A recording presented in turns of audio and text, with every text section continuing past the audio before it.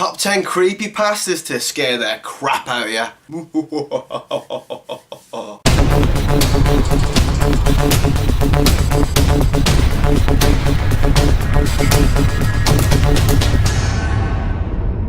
Number 10, simply known as 1999, the tale follows a journey of a Canadian blogger named Elliot as he tracks down the meaning of a mysterious TV channel that he watched in the year 1999. He remembered it being extremely sketchy, and in hindsight he realised that it's most likely run by a local predator. He continued to investigate. He learned that the man running the channel was attempting to lure children into his house for sacrificial purposes. To top it all off, Elliot also realised that the crazed man was torturing and killing children while wearing a bear costume, and he called himself Mr. Bear. There are only a couple of shows that aired on this mysterious channel, most likely because it was only operational from 4 PM to 9 PM. First show was called Booby and featured characters that were live action hands on top of a table, which was obviously very low budget. The show starred a hand named Booby that would find himself in a different situation every episode. However, the episodes got progressively weirder. In fact, during the episode entitled Playing with Scissors, Bobby appeared to be holding a pair of scissors while another, smaller hand was jerking violently in the background as if it was being held up. Booby then proceeded to repeatedly stab the smaller hand with scissors while a muffled child's scream could be heard. The scissors eventually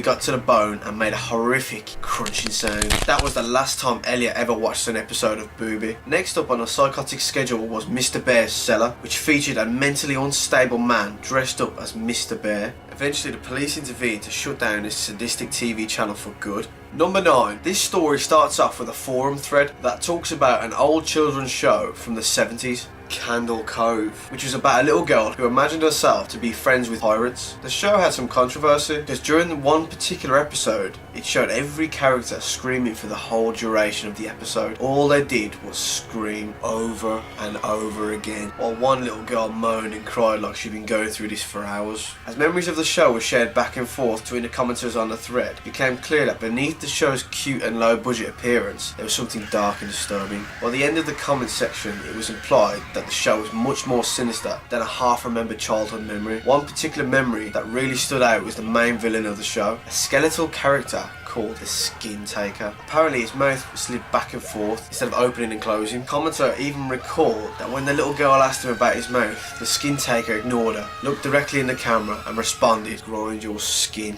As it turns out, one of the commentators got curious about the legitimacy of the show, so he asked his mother if he remembered the 70s kids show called Candle Cove. She was genuinely surprised that he remembered it. Apparently he would ask her for permission to watch it and proceed to tune the television to static to watch dead air for 30 minutes. Number 8. In 2003, in the northeast United States, there was an incident involving a strange human-like creature which attracted a lot of attention from local media. After the story initially broke, most online and written documents were mysteriously destroyed. Although these documents were gone, sightings of the creature continued to become even more frequent. What's odd is that many people reacted differently to the creature. In fact, the emotions experienced ranged from traumatic levels of fright to an almost childlike sense of curiosity. The sightings continued, and so the hunt for more information began. Finally, in 2006, a collaboration of various researchers made a chilling discovery. They had unearthed nearly 24 documents dating from the 12th century to the present day, all of them describing various sightings of a creature called the Rake. The most scariest sighting reported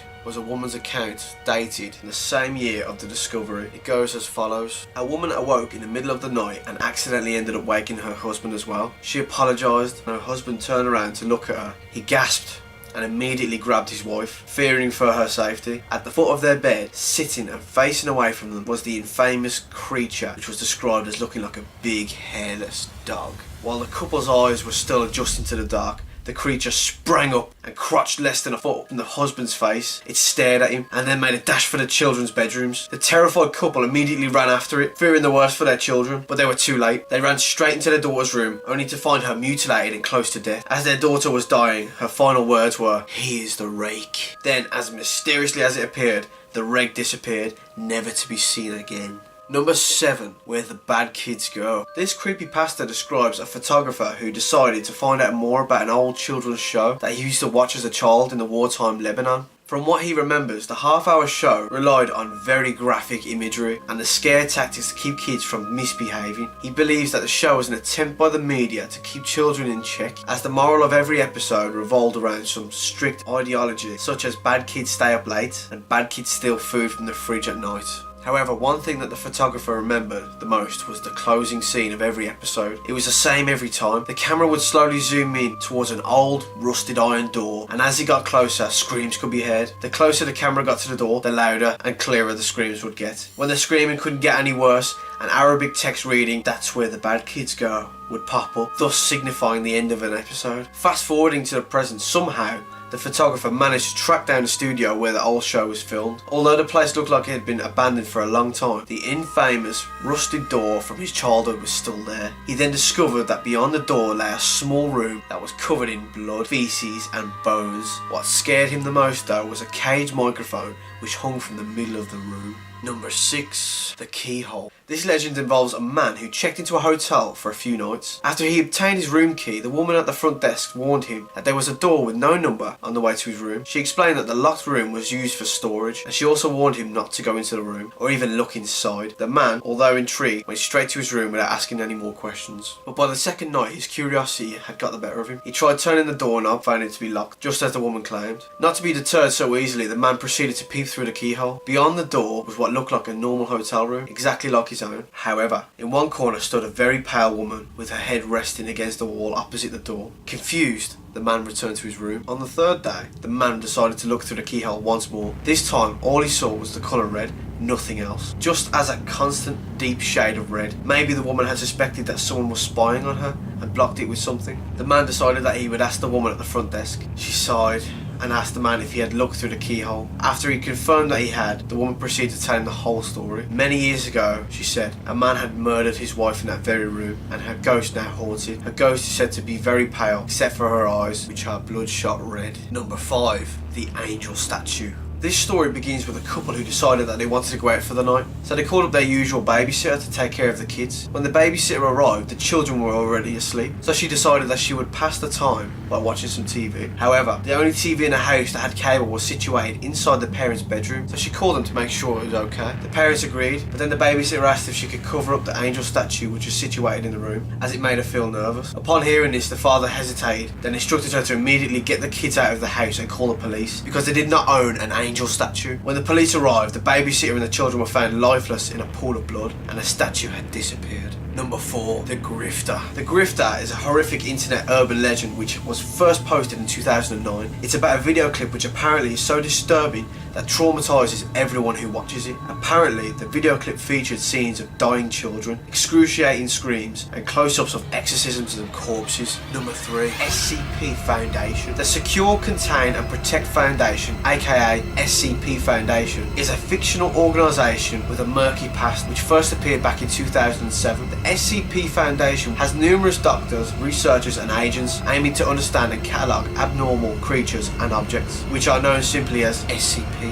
The Foundation strives to prevent the SCPs from getting into the hands of others and to the outside world. In order to research these creatures, the Foundation performs experiments on death row inmates. SCP-173 was a creature that started it all. It's described as a statue-like creature with a bloody face and short limbs. It has also been recorded that this creature cannot move in direct eyesight, but once eye contact is broken, it will immediately kill its victim by breaking their neck. Number 2. Jeff the Killer. Jeff was a little boy who moved to a new home. The day he moved in, he was invited to a neighbour's birthday party, so he decided to take his little brother, Lou, along with him. When Jeff and his brother were waiting at a bus stop, 3 teenagers attacked them. Jeff successfully defended his attackers. After this ordeal, Jeff soon realised that he actually enjoyed inflicting pain on others. It was always a feeling he had deep inside him, but it only seemed to get stronger when he was provoked or angered. On a night soon after that, Jeff's mother was awakened by someone crying in the bathroom. When she entered the room, she found Jeff carving a permanent smile into his cheeks. He had also managed to cut out his eyelids, so that he could never sleep. Seeing that her son had gone insane, his mother ran from the room to wake her husband. She stopped cold when she saw Jeff standing in the doorway, a knife clutched in his hand. "Mummy, you lied," was the last thing they ever heard. With his parents now dead, all that remained was his brother. Lou had woken up when he heard muffled sounds from his parents' bedroom. When he didn't hear anything else, he tried to go back to sleep, but he couldn't shake the feeling that someone was watching him. Before he could do anything, a hand clamped down over his mouth and he felt a warm blade plunge into his stomach. Lou tried to escape his brother's grip, but it was already too late. "Shh," Jeff said, "just go to sleep." Jeff was never seen again, but legend has it Jeff is still out there watching. And finally, number 1, normal porn for normal people. This urban legend starts off with a standard chain letter urging recipients to visit the website normalpornfornormalpeople.com because it was for the good of mankind. Naturally, having such an intriguing URL, many decided to check it out. As it turned out, it was a fairly basic website with the wall of text on the main page. The only thing that stuck out was the site's tagline, "Normal porn for normal people," a website dedicated to the eradication of abnormal sexuality. Apart from that, nothing was of particular interest. Once people visited the site, they would most likely leave after seeing it was just a bunch of words. However, those who stuck around found out that a lot of the words in the boring text were actually download links to various distressing videos. The shocked people would then gather around on forums and share their experiences, as well as the videos themselves. One of the tamest videos was called peanut.avi, which showed a man, a woman and a dog in the kitchen. The woman would prepare a peanut butter sandwich, which the man would then give to the dog. This happened for a whole half hour. The videos then quickly took a turn for the worse. Jimbo.avi, where an obese mime is seen performing for 5 minutes. It was somewhat funny, typical mime stuff, but in the last 30 seconds the man is seen sobbing quietly with his mime outfit and makeup still on. Stumps.avi is a 5-minute video of a man with no legs attempting to break dance in the kitchen, similar to that shown in Peanut.avi, but much dirtier. The man collapses in exhaustion and begs someone off screen to let him rest. The off screen person becomes enraged and yells at the man to keep dancing, which he does. As the video ends abruptly, the off screen person can be heard screaming. The video, privacy.avi, starts with a woman masturbating on a mattress while the man with no legs from Stumps.avi walks around on his hands wearing some kind of goblin mask. What's unusual about this video is that the door is open, while in the rest it's closed. This is significant because near the very end of the video, an animal can be seen quickly running through the hallway. Finally, useless.avi is 18 minutes of pure terror. A blonde woman is tied down with her mouth taped shut. After the 7-minute mark, a man in a suit opens the door but doesn't enter. Instead, the animal that was briefly seen in privacy.avi enters. It is revealed to be an abused chimpanzee with his hair shaved and painted red. The man closes the door behind him, leaving the bound woman alone with the animal. The starved chimpanzee sniffs the air, notices the woman and immediately begins to maul her alive. The assault goes on for an excruciating 7 minutes until her eventual demise. The video ends with the chimpanzee feasting on the corpse. And that's my top 10 list. I really hope you enjoyed this week's episode, and I hope I scared the crap out of you on Halloween. Have a good evening, and I'll see you next week.